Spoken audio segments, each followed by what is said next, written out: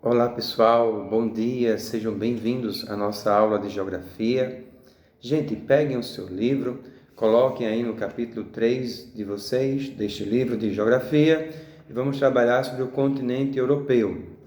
Pessoal, quando nós trabalhamos sobre a Europa, vamos ver o seguinte, que nós podemos chamar a Europa de uma península, tá? É um continente localizado na ponta ocidental da gigantesca terra de massa chamada Eurásia.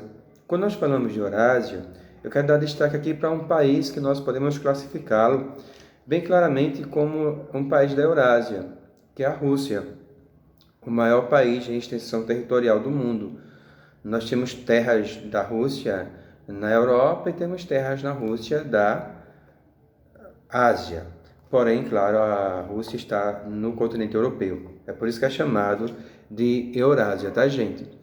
O continente também poderia ser chamado de Euro-Afroasiático, uma vez que a separação entre a África e a Ásia é uma criação humana através do canal de Suez, não é, que vai separar, tá ok? O que eu quero destacar aqui para vocês também com relação à Europa, gente, é que a Europa é um continente que vai ser classificado como berço da modernidade.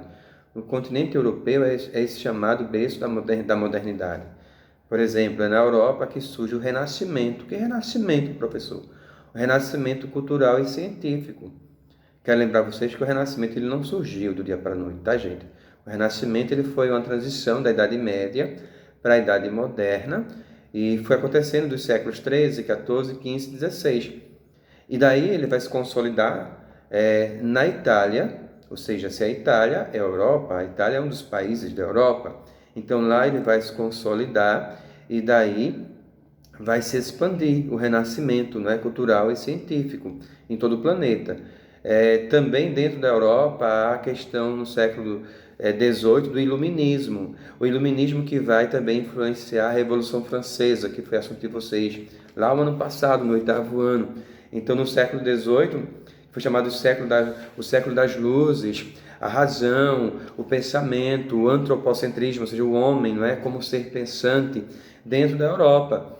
E a Europa também, ela também vai se destacar bastante pela sua natureza, nos seus mares, nos seus oceanos, não é? A Europa é banhada, gente, pelos mares Negro, o Cáspio e o Mediterrâneo. Eles são mares que vai banhar a Europa, tá?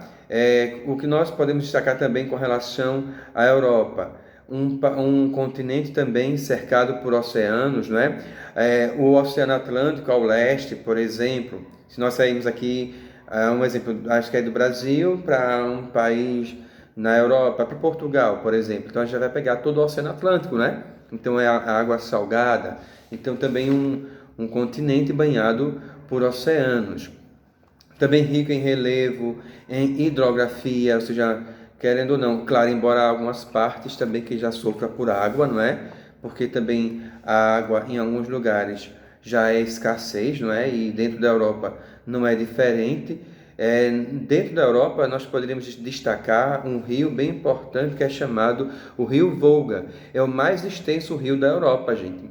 Ele nasce no Planalto, na Rússia, tá certo? E vai percorrendo várias partes da Europa. E isso faz dele o grande rio da Europa, o Rio Volga, o grande destaque para a hidrografia da Europa.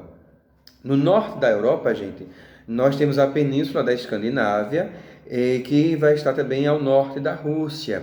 Essa região, né, ela tem uma predominância de um clima polar, com com invernos, tá? Com invernos rigorosos, com invernos de temperaturas abaixo de 0 graus Celsius, ou seja, um inverno extremamente frio. Eles têm naquela região a tundra. O que é a tundra, gente? É uma formação típica, uma formação vegetal, que é muito propício daquela região da Europa, tá certo? É chamada tundra, tá? Um outro fator também que é bem destacado na Europa, de vegetação, no caso, a floresta boreal. Aí você vai perguntar, mas a floresta boreal, o que é isso? São coníferas, gente. Coníferas, sim, são espécies de pinheiros que são próprios da Europa, do continente europeu, tá certo? É muito próprio daquele continente, tá ok? Então, gente, a Europa também tem clima frio de altitudes, não é? E também as estações do ano bem definidas, são estações bem definidas dentro do continente europeu. Tá ok, gente?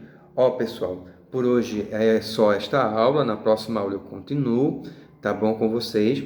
Mas eu quero pedir a vocês que peguem o livro de vocês, de geografia, e façam as páginas 109, 110 e 111, tá bom? Mandem para mim, para que eu possa fazer a correção, tá ok? E nos encontramos na próxima aula, tá bom? Se cuidem e fiquem com Deus.